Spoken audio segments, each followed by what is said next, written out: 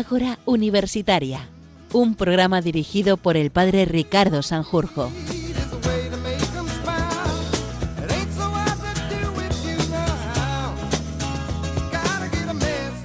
En las últimas semanas y meses hemos contemplado con horror pues, algunos de los acontecimientos que nos rodean, especialmente la guerra.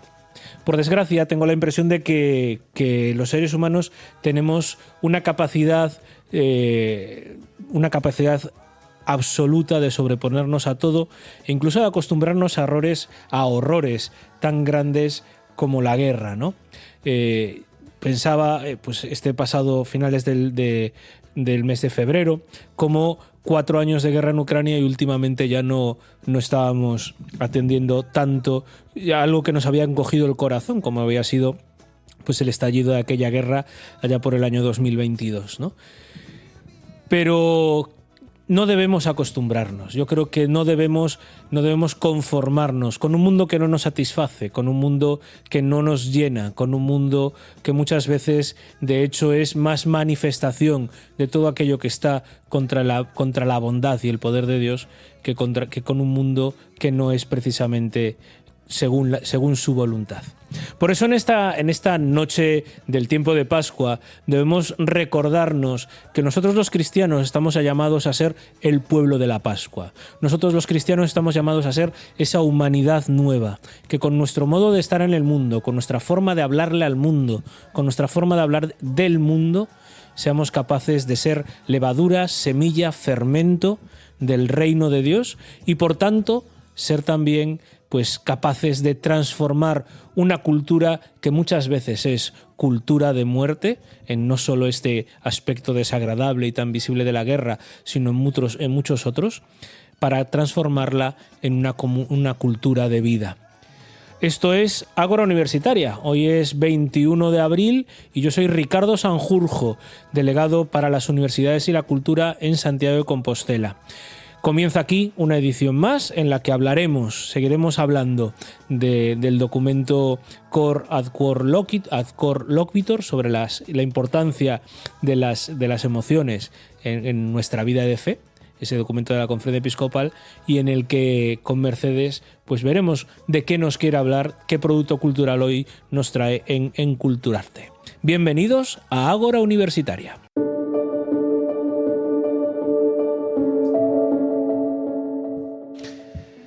Comenzamos este Ágora Universitaria en este 21 de abril, como siempre, pues buscando claves, pistas que nos puedan servir para acompañar mejor a nuestros jóvenes, especialmente a nuestros jóvenes universitarios, y lo hacemos como todos los meses o como cada 4 semanas, que esa es la periodicidad de nuestro programa, con Javier García Rodríguez, que es delegado para el primer anuncio y para la pastoral juvenil y universitaria. No, ese soy yo, el de universitaria, para la juventud y la infancia aquí en nuestra diócesis de Santiago de Compostela. Efectivamente, Ricardo. Muy buenas noches, Javi. Muy buenas noches. Esto de estar cansado a estas horas es que es muy tarde. Sí. Ya pasa la medianoche. Que yo no sepa quién es el delegado de pastoral universitaria de nuestra diócesis es complicado. Es que eres tú. Exactamente. Bueno, Javi, el mes pasado, justo antes de Semana Santa, hablábamos de ese documento que salió a finales de febrero, sí, de la Comisión para la Doctrina de la Fe de nuestra Conferencia Episcopal, en el que se llamaba Cor ad Cor Loquitur, el corazón le habla al corazón, y que hablaba del papel de la emoción en la fe, y especialmente en las experiencias de primer anuncio, ¿verdad? Y nos habíamos quedado ahí un poco con el melón medio abierto, porque estábamos hablando de cómo tenemos que repensar también el que ofrecemos después del primer anuncio para que no se quede simplemente en un fogonazo. No sé si tienes, dijimos que este melón lo íbamos a seguir tratando en este mes. Entonces, no sé si tienes alguna cosa que quieras decir al principio, así que hayas ido reflexionando. Sí. Vale. Además de lo comentado el mes pasado, me gustó mucho una expresión que yo a veces uso también, ¿no? Que es, citando el texto de Descartes, ese de pienso, luego existo, cogito ergo sum, ¿no? Sí. Estamos últimamente de latinajos puros y duros. El documento hace referencia y dice que el paradigma ha cambiado y ya no es el pienso, luego existo, sino el siento, luego existo. Cuando hablan del hombre emotivista, hablan de ese hombre que sobre todo siente, ¿no? Más que piensa o busca la verdad objetiva. Bueno, esto responde a nuestro hombre actual. O sea, que tengamos un instrumento que tenga la capacidad de llegar al hombre emotivista, yo creo que es algo muy potente. Es algo fundamental. Es algo fundamental, pero fíjate, el hombre emotivista, la Iglesia no solo, sino en general todos los estamentos buscan llegar al hombre emotivista, ¿no? Si tú vas ahora mismo al mundo del marketing y tal, antiguamente cuando te vendían algo, un coche, por ejemplo, te ponían las cualidades del coche, lo que te aportaba, las prestaciones, tal. Sí, tal. Ahora te venden la sensación de conducir ese coche. Y ni siquiera la de conducir, la de poseer ese Por ejemplo, coche. hay un anuncio, no quiero decir la marca, ¿no? Que sale una música bonita, tal, no sé qué, de unos segundos, y lo dice, ¡fum! Siéntelo. Y te sale el nombre del coche y en ningún momento sale el coche. Bueno, nosotros somos de la generación que el anuncio de coches más famoso de nuestra época, así en la que estábamos de empezar Eran a los conducir. apps. No, era la de ¿te gusta conducir? ¿Sabes? Y la manita y el tal, ¿no? ¿Te gusta conducir? O sea, que en el fondo es la misma idea. O sea, la publicidad lleva mucho tiempo bombardeando al sentimiento y no a la idea. O sea, la publicidad lleva bombardeando al sentimiento, pero mismo los mensajes de los políticos, nuestros políticos, van dirigidos al sentimiento y no van dirigidos a ideas, o sea, no van a rebatir. Te mienten continuamente, a la gente no le importa porque la idea es lo que sientes, claro, ante lo que te digan. La idea de ganar el relato no es la de convencer intelectualmente demostrando que tu propuesta es la mejor o la peor.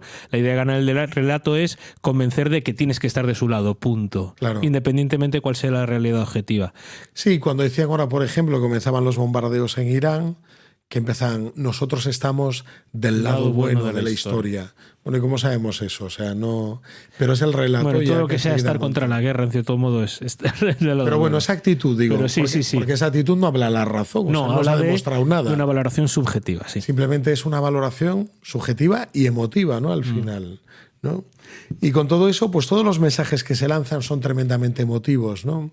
Quizás a nivel de iglesia hemos tenido el peligro que los instrumentos que siempre hemos usado han sido instrumentos para llegar a la razón de las personas, ¿no? La demostración, la apologética, yo qué sé, nuestra teología y tal. Y muchas veces nos hemos planteado que la persona hoy no tiene oídos su cabeza, sino que tiene oídos su sentimiento y su corazón, sus emociones. De hecho, el título, que es Corat Cor Loquitor, aunque está inspirado en la escritura, está tomado explícitamente del lema episcopal de Newman, que precisamente una persona que renunciara a la evangelización a través de la razón y a través de la dimensión intelectual no era, pero hay que apelar a las dos cosas. Sí. Por eso me lleva a pensar también, o sea, que es un valor el que tenemos, ¿no? El hombre actual siente, nosotros tenemos la capacidad de disponer de métodos, de actividades que tienen la capacidad de conectar con este hombre posmoderno. Que otros métodos vemos que ya están totalmente obsoletos, que no tienen esa capacidad, ¿no? Sabiendo también que hay mucha gente, que la gente es muy distinta. O sea, nosotros cuanta más riqueza tengamos, mejor. Casi una de las primeras conversiones que nosotros fuimos testigos, bueno, tú, que yo estaba todavía en Roma, en Alfa, fue a través de la razón. Puramente. Sí, un joven que comenzó a leer a Ratzinger. Que además lo comentaste aquí en varias ocasiones, ¿no? Sí. Pero sí que es cierto que muchas veces la puerta de entrada es el sentimiento, la emoción, el fogonazo. Sí. Y el documento también cita a Pascal, porque hay una frase que tiene muy brillante él, ¿no? Hay razones que solo entiende el corazón. El corazón, ¿no? Llega a decir, ¿no? Razones que no se entienden con la razón, sino son las razones del corazón. Eso es importante porque también nos habla de una gramática del corazón. El documento en la segunda parte habla de la importancia de la afectividad, de los sentimientos en nuestra vida de fe, ¿no? Mismo San Ignacio, que San Ignacio lo que propone en los ejercicios... Es muy marcial. Y no es una actividad de primer anuncio. No. O sea, no es una actividad de primer anuncio. O sea, ejercicios espirituales invitamos a jóvenes que ya han vivido su encuentro con el Señor y quieren decidirse por Cristo, ¿no? Que es lo que propone San Ignacio en esa dinámica de 4 semanas, ¿no? El reformar lo deformado, el darle forma a la reforma en la vida, ¿no? Caminando por esas 4 semanas. Cristo tu ejemplo, te metes en la escuela de Cristo, aprendes, ¿no? A través de su pasión, de su resurrección, y terminas con esa última meditación para alcanzar amor ya, ¿no? Bueno, San Ignacio él, en todo ese proceso de ejercicios espirituales, le da mucha importancia a dos cosas, que son a las emociones y a las afecciones, ¿no?, que tenemos. Por eso en la primera semana te invitamos a eliminar nuestras afecciones desordenadas. Pero vamos a trabajar las afecciones. Claro. O sea, es todo el mundo del afecto que está afectado. De hecho, aquello que nos afecta. Hablabas tú ahora y nosotros acabamos de terminar. O sea, hoy es martes, pues el sábado pasado acabamos de terminar con el retiro final ese curso del amor. Sí, curso de la afectividad. Inspirado, o mejor dicho, en el que se inspira, porque es, digamos, como el material condensado del curso, El arte de una vida sana, ese libro de Fabio Rossini. Y precisamente la premisa de ese libro es, bueno, una vez uno se ha decidido por Cristo, hay heridas que necesitamos que Él sane y hay afectos que necesitamos que Él ordene, ¿no? Y nos tiene que enseñar a también gestionar nuestra afectividad para después poder decidirnos libremente por Cristo, que sería el siguiente paso que, si Dios mediante, propondremos a nuestros universitarios el año que viene. Eso es, efectivamente.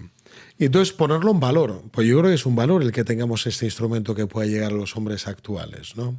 Sabiendo también, como decíamos el otro día, que tiene sus limitaciones, ¿no? Y que luego tiene que ser algo muy equilibrado. No solo ofrecer emociones, sino después... Eso es, formar el corazón, formar la cabeza, una vida comunitaria, un compromiso social, ya muchas más cosas, un compromiso eclesial. Claro. O sea, luego ya va avanzando, ¿no? Pero es un valor que tenemos, que yo creo que tenemos que ponerlo en valor, ¿no? Un instrumento tan potente para llegar al hombre actual, pero sabiendo que es limitado, ¿no? Esto que ofrecemos. Bien, eso me parece una cosa positiva. En efecto, es muy, muy positivo y yo creo que es algo que tenemos que poner en valor. Pero sí que es cierto que entre la gente que es crítica, ¿no? La semana pasada, el mes pasado hablábamos también, ¿no?, de que en este tema, precisamente porque... sin mencionar, pero también se hace referencia a la... Bueno, sí se hace referencia explícita al tema del primer anuncio, pero sin mencionar métodos concretos. Pero sí se puede entender entre líneas la alusión a determinadas experiencias, FETA, los seminarios de vida en el espíritu, estas experiencias de impacto, que entre determinados, no voy a decir estamentos eclesiales, porque eso supone como parte ambientes. Pero ambientes, exactamente, ambientes eclesiales generan bastante polarización, ¿no? Una de los riesgos que mucha gente ve en este tipo de actividades, y no voy a decir, yo creo que están exagerando, ¿no?, pero no voy a decir que no pueda existir ese riesgo, ¿no?, es el tema de la manipulación emocional, al que también hace referencia. Sí. ¿Tú qué opinas de esto? ¿Cómo lo ves esto? Bueno, yo ahí diría varias cosas. Lo primero, que se puede producir esta manipulación emocional. Primero, pensar que sería una manipulación emocional, que es el provocar que la gente sienta cosas, ¿no? Pero que alguien sienta algo es lo que intentas en todo momento. Con la publicidad intentas que la gente viva una experiencia. En el cine intentas que la gente viva una experiencia. Cuando un político lanza un mensaje, intenta que la gente sienta algo, ¿no? Cuando un cura en una homilía predica algo, busca que la gente... Busca mover corazones, no culos, pues, en los asientos. La manipulación emocional no significa que la gente sienta cosas, ¿no? Un poco yo lo que interpreto es del conocimiento... No es tanto el provocar que la gente sienta cosas, porque eso lo intentamos continuamente, es algo legítimo, ¿no? Buscar que la gente sienta, viva, experimente, ¿no? Eso es legítimo. La manipulación, yo lo entiendo más bien, vendría en el caso cuando se busca que la gente haga las cosas que tú quieres. Claro. ¿No? O sea, de alguna manera no sería tanto manipulación emocional, sino que vendría a ser ya... Sí, o sea, ya Rayano, que además lo deja medio en el tema del abuso. Claro, el tema del abuso. Del abuso de conciencia. Que eso yo creo que ya es un tema distinto. Yo no sé si hasta es bueno mezclar en el mismo documento estas dos cosas. O sea, no lo sé. Es mi opinión particular, ¿no? Pero que alguien sienta algo, de por sí no es algo malo, ¿no? Otra cosa es forzar, pero bueno, ya se le puede llamar de otra manera, ¿no? Forzar el que sientan. Había un artículo muy divertido de Jorge Sierra que publicaba, no sé si en Vida Nueva o Misión Joven, en el pliego de Vida Nueva, hace ya unos años, que decía, ¿has conseguido que lloren? Y él hablaba un poco de las Pascuas juveniles, las actividades, él como hermano de La Salle, ¿no? Pues diciendo, bueno, que a veces ponemos en valor la experiencia de los jóvenes cuando han venido algo y han llorado, ¿no? O porque ellos ya hablan de eso directamente, ¿no? De que han sentido algo. bueno, sentir algo es ponerlo en valor. Pero tú no debes obligar a que nadie viva nada, ¿no? Transmitir algo, sí. A mí, donde me entraría la preocupación es en el momento en el que tú, aprovechando eso que ha vivido esa persona, la manipulas. Claro. ¿La manipulas en qué sentido? Para que tome alguna decisión. Que te interesa a ti. Eso es, para que pueda tomar alguna decisión o para que haga algo que a ti te conviene. Yo en ese momento lo llamaría manipulación. Pero el hecho simplemente de provocar una experiencia, una emoción de que vivan algo, yo creo que eso lo estamos intentando continuamente. Porque además intentamos algo bueno, Claro. no es algo malo. ¿Algo bueno a qué me refiero? Me refiero, cuando buscamos eso, lo que estamos buscando es que esa persona no tenga simplemente una experiencia humana, sino que tenga experiencia de Dios. Y entonces lo que se busca es crear el ambiente humano necesario, la preparación humana necesaria para que esa persona pueda estar abierta a Dios. Que yo creo que es muy distinto de una manipulación emotiva. Totalmente. Que eso ya es otro campo, otro ámbito, pues algo denunciable, no sé, algo penal, no sé cómo decirlo. Pero es algo mucho más difícil, ¿no? Me da a mí la sensación. Sí, yo creo que sí. O sea, yo creo que también es cierto que pues en muchas de... Precisamente porque este tipo de experiencias ponen en valor el tipo, o sea, ponen en valor el papel de las emociones a la hora de abrir el corazón al Señor. Es cierto que se busca generar un ambiente en el que se puedan suscitar determinadas emociones o esos sentimientos. Pero eso no quiere decir que el hecho de que se busque suscitar eso, igual que en Alfa, que es el ejemplo que ponías el otro día y que precisamente va más bien por el tema intelectual, lo que pretende es poner encima de la mesa temas Sí. Que normalmente en la conversación de los jóvenes, en nuestro caso posmodernos, no están encima de la mesa, y la idea es estimular el intelecto. Pues en este caso es tratar de suscitar determinadas emociones y sentimientos para, digamos, transformar corazones de piedra en corazones de carne. Eso es. Entonces, en este sentido he visto mucha gente que es muy hater. Hater significa odiadores, vendría a ser la traducción de estos métodos de primer anuncio, porque dice que manipulan a la gente, que son tal, que son no sé qué, que son no sé cuánto. Bueno, pueden tener algo de realidad. Tienen algo de realidad en el sentido de que provocan que se muevan cosas en las personas. Y con esto hay que ser muy prudente. Claro, porque es tierra sagrada. Bueno, claro, hay personas que es necesario moverlas y tal, y hay personas que esto puede ser contraproducente, porque pueden estar enfermos o estar padeciendo algún tipo de enfermedad mental. O puedes cosa. Estar haciéndolos conectar. Hay que ser muy prudente. Claro, y puedes estar haciéndolos conectar con alguna experiencia. Con algún trauma efectivamente. Pasado, o sea, con este tema hay que ser muy delicado. Hay que ser muy delicado. Hay que tratarlo de una forma pues muy delicada, ¿no? Claro. Pero de ahí a decir que es algo delictivo, tal. Bueno, yo creo que por ahora no conozco ningún solo caso, ¿no? Claro. De hecho, termina hablando el documento de que hay que hacer todas estas cosas con corazón de pastor, ¿no? El corazón de pastor es el que alimenta, cuida, sana, venda las heridas, ¿no? Y luego una nota, junto con el corazón de buen pastor, que es la nota de eclesialidad. Que sea algo eclesial. Porque hay el peligro, bueno, ha habido siempre, ¿no? Con todos los nuevos movimientos o métodos. Sí. Hay el peligro un poco de desplazarse del ámbito eclesial. Cuando digo ámbito eclesial no me refiero solo al parroquialismo, o sea, que todo lo que haya que hacer en la iglesia tenga que ser en la parroquia, como el único lugar. Sí, que es una la iglesia es mucho más grande. Me refiero que además es una tentación que, por ejemplo, tú y yo hemos vivido, bueno, no sé tú tanto, pero con nuestros párrocos de toda la vida, buenísimos, pastores entregadísimos, pero que como hicieras algo fuera de la parroquia, no lo entendían. Y no entienden que la iglesia es mucho más grande, que la iglesia existe en congregaciones religiosas, que no tienen parroquias, pero que tienen un carisma propio.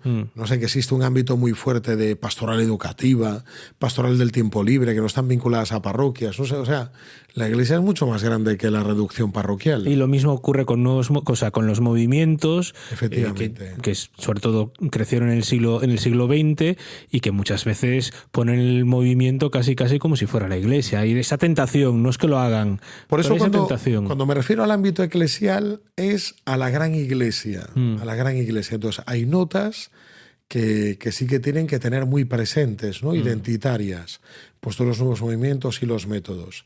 Primero, que hay que estar bajo una jerarquía, que es la del obispo.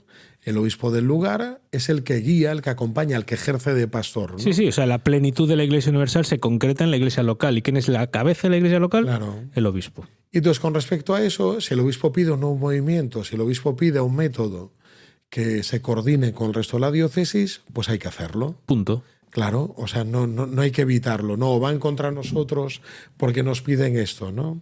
O sea, yo creo que ese es el primer principio de eclesialidad, que es la comunión Con la iglesia cabeza, local, con la el cabeza. obispo local. Eso es muy importante. Luego, en segundo lugar, claro, para que sea algo eclesial, hay que conectar esto con el resto de la vida de la iglesia. Claro, porque de repente dicen, esto que tiene gente, pero están solo ellos, y están allí, y nadie los conoce, y no se relacionan con nadie. O sea, es que tienen que tener algo de vida eclesial, ¿no? Es muy importante. Y la vida eclesial se manifiesta en la comunión, ¿no? Y comunión a veces quiere decir una relación afectiva. Exactamente. O sea, que conozcan ya no a digamos diócesis, funcional, ellos, sino que sea a veces simplemente afectivo.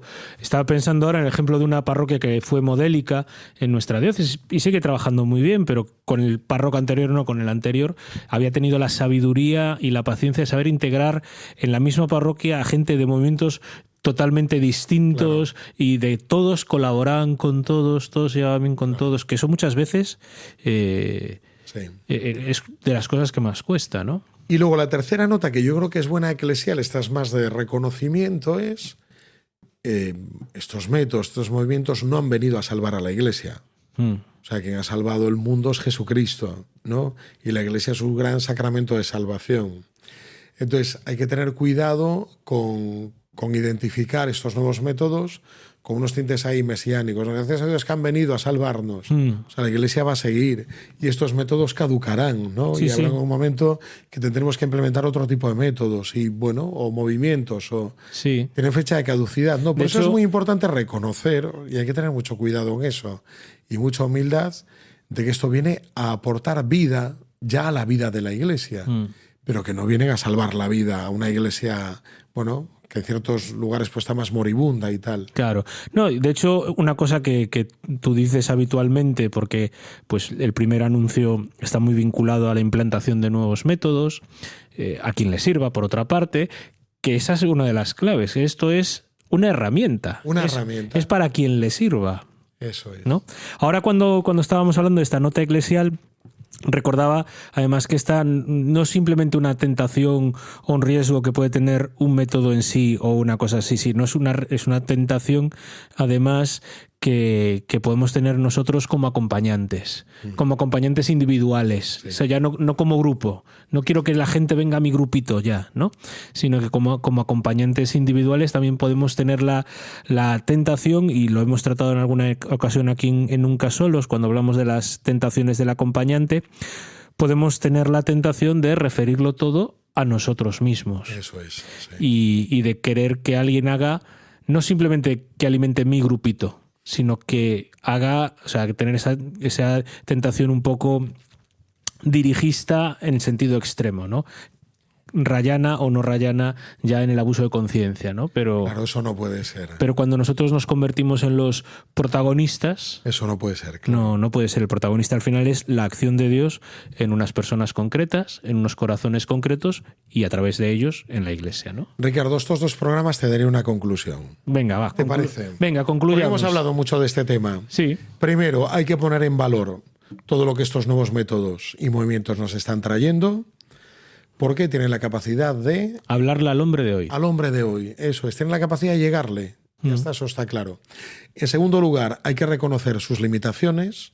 Porque como todo tiene limitaciones. Es un primer anuncio, luego tendrán que crecer y a lo mejor estos métodos no nos valen para que la gente crezca. Claro, y además tenemos que buscar un plan B, o sea, un después, ¿no? Un después más que un plan B, porque no es una alternativa. Un plan B no, es verdad. No, pero como le digo yo a mis niños de comunión, nosotros celebramos la primera comunión. Pero que se llame primera comunión quiere decir que hay una segunda, tercera, cuarta y así hasta el día en que el Señor nos deja que nos vamos para el cielo. Pues eso, en segundo lugar tiene sus limitaciones. Y luego, en tercer lugar, yo creo que la Iglesia, su misión es la de velar para que estos movimientos, no verlos con eso, como haters, ¿no? Como algo amenazante, sino como una gran oportunidad. Entonces, a nivel de Iglesia, yo creo que tenemos que tener una mirada bondadosa, pero al mismo tiempo también acompañarlas. Es muy importante. Es fundamental, porque muchas veces estos riesgos de los que hablábamos o estas limitaciones de las que hablábamos se ven se quedan muy patentes porque a veces como iglesia diocesana o como parroquia o como iglesia, como gran iglesia, sí, los hemos dejado un poco a la intemperie. Eso es. Y entonces han desarrollado alguna dinámica que sí que puede ser, necesaria de corregir. Efectivamente. Pues esa es como el resumen. Bueno, Javi, hoy antes de despedirnos te voy a contar que ahora vamos a poner una canción de Perales. Toma ya. Pero porque de gran José Luis. De gran José Luis. El tío de Edu. Exactamente. Aún lo vi el otro día. El gran José Luis, el vecino de Bienve, que es nuestra amiga, la directora o regente de la librería diocesana, sí, que son los dos de allí de Cuenca.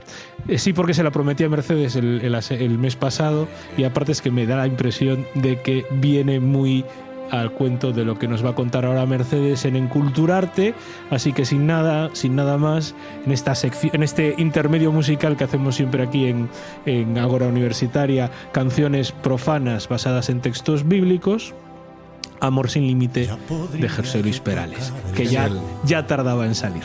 Y vaciar el mar, o inventar un lugar al sur para la libertad,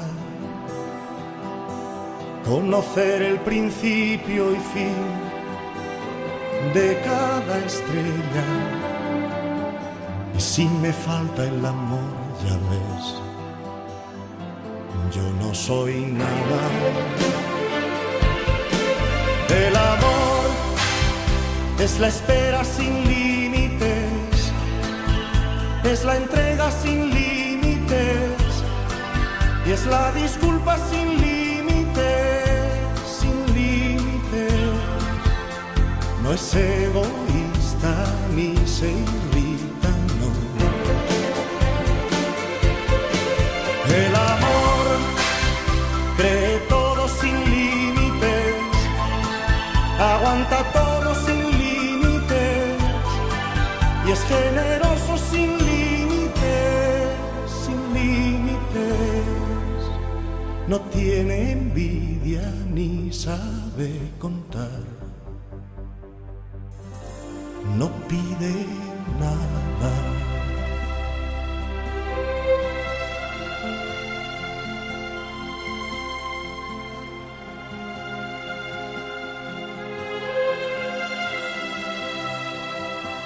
Ya podría yo morir por ti y luego despertar,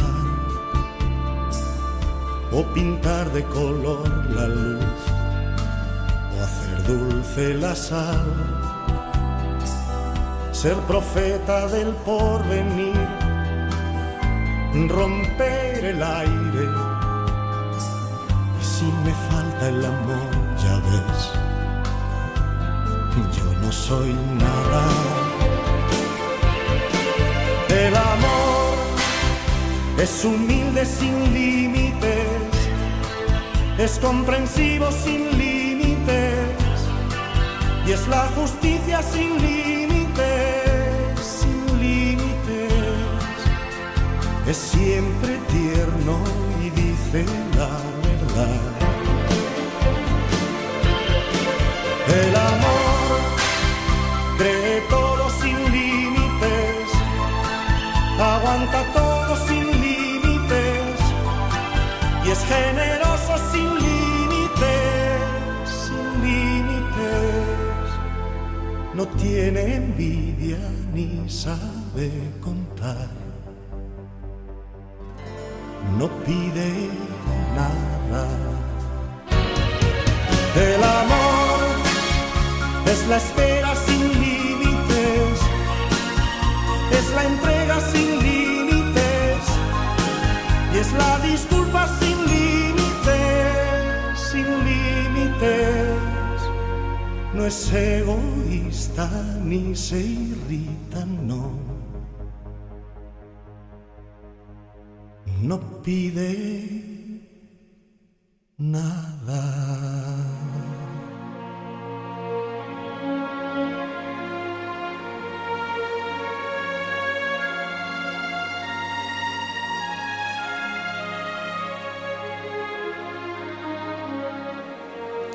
Bueno, y después, como lo prometido es deuda, lo prometí el mes pasado que íbamos a poner esta canción y hemos puesto esta canción. Efectivamente.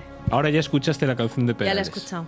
Ya la escuchaste. Bueno, Mercedes de Castro Manglano, Hola, un mes Ricardo. más estamos aquí en Enculturarte en Ágora Universitaria, esta sección en la que cada mes nos traes un libro, una peli, una canción, un disco, un conjunto de ellas, algunas que no las has visto, Sí. para, Pero esta sí.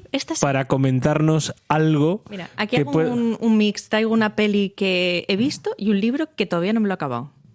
Bueno, algo es algo. Bueno, ¿hoy de qué nos quieres hablar entonces? Vale, pues mira, hoy te quiero hablar de una peli que se llama Materialists, que salió hace unos meses Sí, y que Dakota Johnson de protagonista, vale. que va de una chica que es matchmaker, no sé nunca cómo se dice en español. Alcahueta. Alcahueta. Creo que hay otro nombre. No, la Celestina Eso, Celestina. es la que. O sea, es el nombre del personaje, pero que luego también por costumbre, por extensión, acaba quedando, ¿no? se acaba quedando. Pero su profesión es alcahueta. Es una palabra de estas que el del castellano antiguo que tenemos que reivindicar. De acuerdo. Esto tu novio lo ves. Probablemente lo- Estaría muy orgulloso de que utilicemos estas palabras. De acuerdo. Gazofilacio. Por ejemplo, le encanta esa palabra, no sé Sí, por qué. sí. Bueno, la cuestión va de esta chica que es una Celestina de lujo, Ujú. que se encarga de emparejar, o sea, de Alcahueta. programar citas con personas de alto standing, con un nivel social, económico bastante alto. Entonces, es muy curioso todo el planteamiento, y de ahí viene pues, en el título de la película, ¿no? El planteamiento de este tipo de emparejamiento es el calificar a la gente en base a sus atributos físicos y económicos, única y exclusivamente. Entonces, y hablan, pues, por ejemplo, de que los hombres, claro, si son bajitos, pues tienen un valor bajo en el mercado de los matrimonios. Entonces, que ¡Viva el celibato! una, Mido 1,68. una gran inversión que pueden hacer es una operación que, no sé, no me acuerdo ahora si eran $100.000, una cosa así, para ser más altos. Ajá. Y es la mejor inversión que, de hecho, luego aparece algún personaje que... $100.000 dices. Sí. Digo, porque si tengo que Es, empezar. es muy dolorosa, Tengo ¿eh? que empezar a Yo ahorrar. aviso. Y entonces uno de los personajes, de hecho, que sale, no voy a decir quién, pero como que le ha se ha operado tal, y entonces dice, no, es la mejor inversión que he podido hacer jamás en mi vida. La gente dejó, o sea, No, empezó a mirarme de otra manera. Si eres tal. bajito, cabes en más sitios. Entonces es muy curioso cómo el planteamiento de lo que es el amor es única y exclusivamente como un contrato. De beneficios económicos, de beneficios emocionales. O sea, ver al otro en como este caso, un proveedor de un beneficio. De beneficios sociales. Beneficio social, emocional, económico, porque al principio de la peli una se va a casar y empiezan a echarle dudas. Ay, no sé si me quiero casar. Y ella, ¿qué te hace sentir tu novio? Dice, pues me hace sentir que se lo puedo restregar a mi hermana porque mi novio es más guapo que su marido, una cosa así, o porque yo me caso y ella no. Y entonces... Claro, y es... Los grandes sentimientos de la humanidad. Efectivamente, me caso... Fastidiar a los hermanos. Efectivamente. Y entonces dice, bueno, es una cuestión de valor. Él te hace sentir valorada. Entonces, pues ya dice, pues tienes razón, y ya se casa. Entonces, claro, es una cosa de decir, vale, entonces el amor, ¿qué es? O Pues sea, mira, muy bien que hubiéramos puesto hoy la canción de Perales. Es verdad. Y claro, me acordaba de un chiste de que está una así mirando en el móvil haciendo, claro, no lo vais a ver, pero es como si estoy haciendo un scroll, ¿vale? En el móvil, para los que nos estéis escuchando, y que le comenta desde luego, la basura de unos es el tesoro de otros. Y dice dice, ¿qué pasa? ¿Que estás mirando Wallapop? Y dice, no, Tinder. Entonces, al final es el planteamiento del otro como un usar y tirar. O un estoy con el otro mientras todo me vaya bien. Y esta frase de él, si cuesta cuando estás con una persona es que no es para ti. Hay otra persona por ahí que te lo va a hacer todo mucho más fácil. Pero las cosas importantes cuestan. Sí, o sea, tampoco quiero decir ahora que El amor cuesta. que la primera persona con la que empiezas a salir y empiezan a haber problemas, pues significa que te tienes que casar con él y ya está, te fastidias, ¿no? O sea, hay que las cosas con sentidiño, que se dice aquí. Ujú. Pero es el tema de que al final la relación de pareja es algo más que es simplemente que todo sea fácil. Sí, y es simplemente más que el usarse el uno a la otra, el otro al uno. No sé en qué momento hemos pasado de enculturarte a El amor en las ondas con Chris Cons, pero... A ver, es que yo lo que veía esta peli y pensaba... Yo tengo una relación, tengo un novio y entonces... Que te dice vida mía, que te dice mía mía, que madre te mía, dice qué mi calor. amor. Entonces, yo pensaba, yo quiero hablar de este tema, a lo mejor me estoy metiendo aquí en lo de amor en las ondas, pero porque a mí me cuesta mucho, o sea, al final todo esto, yo intento tener un planteamiento de vida con mi novio, de crear un proyecto común y tal, pero al final todas estas cosas a mí también se me pegan y cuando tenemos un problema, porque hay discusiones, hay épocas altas, épocas bajas, es como, ¿qué pasa? Tengo que cortar con él porque a lo mejor no es la persona adecuada para mí. Claro. Y simplemente porque hay dificultades y la vida hay dificultades. Entonces tienes que verlo desde otra perspectiva. Y claro, luego pensaba la Iglesia que dice sobre este tema y cuando ya te vas a plantear el crear una familia, el casarte con esa persona, es como tienes los cursillos prematrimoniales y como que con eso ya va a ser suficiente. O sea... Y me parece que está muy bien. Es un mínimo. Es un mínimo. Pero ahí exacto, eso es la clave. Es un mínimo. Es un mínimo. Y muchas veces la gente va a regañadientes. Claro, porque el cura le dice que tiene que presentar el papelito. Y ya está. De los cursillos. Claro. Y ya está. Pero no puede ser que solo sea eso y ya te crees que ya con eso vas a tener el matrimonio asegurado. Ah, no, por supuesto que no. Sobre todo si vas, pues como intuyo que van algunos. A regañadientes. No, no solo a regañadientes, sino van a cubrir el expediente y ya está. Claro. Y a ver qué me dicen estos. Yo me acordaba de... o sea, yo pensaba, tengo amigos que están en el seminario o amigos que se están planteando pues meterse a jesuitas, tal, que están en el noviciado. Entonces, hay un proceso de preparación brutal. 7 años. Y de jesuitas más. Y de jesuitas más. Y luego, pues cada orden, tiene sus tiempos de preparación. Pero claro, luego llegas al matrimonio y es como que tú te crees. También te digo, inocentemente, 7 años de noviazgo tampoco, también son demasiados años de noviazgo. Sí, eso sí, pero me refería al tema de formarse, de prepararse, porque es cambiar el chip de que el matrimonio es una vocación. Una vocación igual de exigente que de cura a monja. Que de cura o de monja, sí. O de irse a la conchinchina. Igual de exigente porque yo me he encontrado mucha gente que dice, no, es que para esto es demasiado exigente para ti, mejor cásate. Y es como, ¿perdona? ¿Qué pasa? ¿Que el matrimonio no es exigente? Es muy exigente. Es una cosa que siempre me ha puesto muy nerviosa, por decirlo de alguna manera. Y también me acordaba, pensaba de que, claro, cuando vemos que lees la vida de Santa Teresa y ves que tenía los años de noche oscura del alma, de desierto espiritual y demás, y dices, joder, santa, claro, es que forma parte de su vocación, tal, y no te planteas más. Pero en cambio, un matrimonio que está teniendo dificultades, ¿qué tal? Es un fracaso de matrimonio. En vez de, es un momento de desierto espiritual y hay que trabajar los dos. No sé, me parecía como que hay que darle una vuelta. No sé cómo dar, qué vuelta. Bueno, lo que hay que hacer es... O sea, lo que hay que hacer... Ahora va a pontificar el cura. No.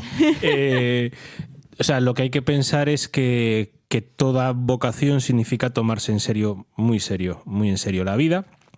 Y cuando hablamos de vocación no hablamos simplemente de la opción de un estado de vida o la opción por una determinada respuesta a la cuestión del celibato, ¿no? Sino que es nuestra forma de estar en el mundo y hay que tomársela muy, muy en serio. Sí. Y eso implica muchas más dimensiones de nuestra vida que lo meramente económico, lo meramente estético, lo meramente intelectual, lo meramente afectivo, ¿no? Sino que lo implica absolutamente todo y eso todo hay que ponerlo en la balanza. Eso es lo primero. Y lo segundo, las personas no somos productos. Y muchas veces vivimos en este mundo y cada vez más, por desgracia, las grandes corporaciones, las grandes multinacionales, pues nos tratan como productos. O sea, cuando recibimos una llamada a las 3:15 de la tarde diciéndome que te llamo de la asesoría energética, no están interesados en que tú ahorres, están interesados en que tú seas su producto, ¿no? Y nuestros datos se tratan como productos, y datos a veces especialmente sensibles, ¿no? Y por eso también es importante que nosotros, que nos decimos cristianos y que por tanto nos reconocemos creados a imagen y semejanza de Dios, y que no solo eso, sino que creemos que el Hijo del Hombre se hizo como uno de nosotros, que el Hijo de Dios se hizo como uno de nosotros, pues aprendamos a mirarnos como eso, como lo que somos, como hijos amados de Dios, llamados a un destino súper especial, pero que hay que tomárnoslo en serio, y hay que seguir un camino que muchas veces, pues mira, que estamos celebrando, estamos en Pascua, pero acabamos de pasar la Semana Santa, es un camino que pasa por el Calvario para llegar a la gloria de la resurrección, ¿no? O sea, que las cosas importantes cuestan, como ya nos repitió alguna vez Javi García en Nunca Solos, ¿no? Y que eso también es síntoma de habérselo tomado en serio, ¿no? Ya está, fin de la pontificación del cura. Podemos volver a el amor en las ondas con Mercedes de Castro. No, a ver, aquí Cris es una experta. Yo solo estoy intentando transmitir mi experiencia y las dificultades que yo me voy encontrando, que serán las mismas que se encuentran otras personas que intentan montar, o sea, construir su familia, construir el noviazgo, encontrar a una persona que les acompañe por el camino, ¿no? Entonces estoy leyendo, estoy a principio de leer el libro de Amor y Responsabilidad de Juan Pablo II. Te quiere todo el mundo. Que es un libro denso. Pero es muy interesante porque, claro, habla de la relación entre hombre y mujer, pero empieza desde la filosofía, no desde la moral y doctrina católica. Claro, empieza desde lo que fue su especialidad como docente. Que era filosofía. La antropología, sí. Entonces es muy interesante cómo el amar al otro, o sea, el utilizar... O sea, la persona en cuanto que es persona no puede ser objeto. Esto aquí a lo mejor me paso de filósofa, pero no puede ser objeto de la acción del otro, con lo cual el utilizar a la otra persona es ir en contra de su naturaleza. Entonces es muy interesante y cómo solo lo que es la relación entre hombre y mujer es haciéndolo desde el amor es cuando no utilizas al otro. Entonces me parece, estoy al principio del libro, pero vale, ya me parece interesante no. Y dije, yo al menos quiero llevarlo, me habría gustado por lo menos traerlo. lo he visto más que Brendan Fraser el mes pasado. Por lo menos habrías visto el tráiler, espero, de la otra vez. Sí. Y leí resúmenes y críticas y todo, porque dije, ya que no tengo tiempo para ir a ver la peli, lo leo sobre el tema. Entonces me pareció muy interesante, muy bonito, el cómo amar al otro es actuar conforme a la naturaleza del otro y realizar al otro como realmente es como persona. Entonces, no sé, me pareció chulo. Pues lo dejamos aquí, Mercedes de Castro. Bueno, a no ser que tengas algo más que decirnos, todavía tendríamos un pelín de margen. Pues tenemos margen, ya lo sé, pero creo que es que me emociono y me pongo y hablo muy rápido. Bueno. Entonces, pues nada, le damos las gracias una vez más a Mercedes de Castro por compartir con nosotros pues estas reflexiones, estos pensamientos motivados a veces por pelis que no ha visto, otras veces por pelis que sí ha visto. Te va a perseguir hasta el resto de los... La peli me gustó, la de Materialist. Me gustó bastante, da que pensar. Bueno, como a veces que dan que pensar, pues quieres compartirlo con nosotros en esta sección en Culturarte. Nos vemos para el 19 de mayo, que es el próximo día que tendremos Ágora Universitaria. Me lo apunto. Y a ver qué nos traéis preparado para entonces, ¿vale? De acuerdo. Mercedes de Castro, muy buenas noches. Buenas noches.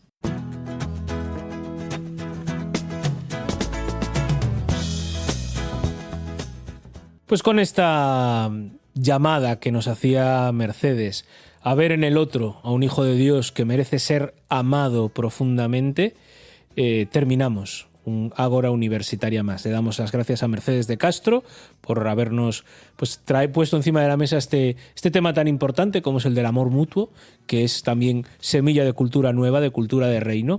Y con Javi, que hemos terminado de leer o de compartir juntos esas reflexiones que son tan importantes para nosotros a la hora de acompañar a nuestros jóvenes especialmente, que es lo que queremos poner de manifiesto aquí en Ágora Universitaria, pero también pues a tantas y tantas nuevas realidades en la Iglesia, a tantas y tantas personas que ven su vida transformada por la acción de Jesús en sus corazones.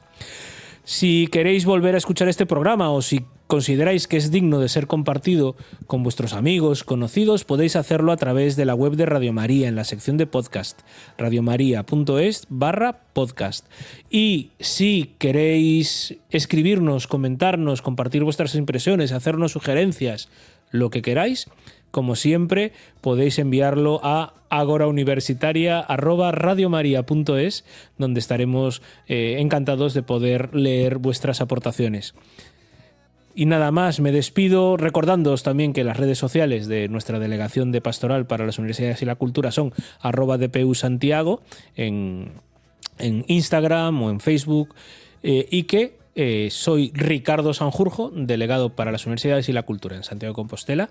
Nos vemos el 19 de mayo, que es la próxima cita que tendremos con Ágora Universitaria. Muy buenas noches.